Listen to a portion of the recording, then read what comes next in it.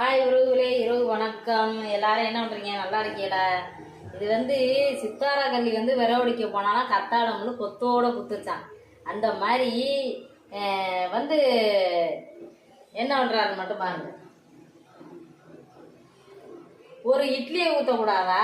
ஒரு வேலை நம்மளுக்கு பார்த்து கொடுக்க கூடாதா? நம்மளும் கஷ்டப்பட்டுட்டு தானே வர்றோம் அவங்களோட சேர்ந்து.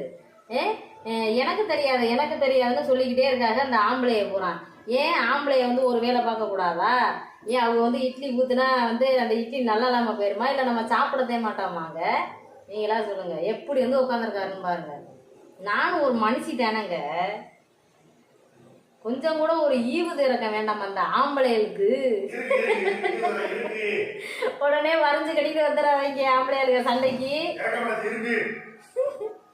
இறக்க மனசே இருக்கு, ஈவு இறக்கம் இருக்கு, இறக்க மனசே இருக்கு. நம்பாதீங்க.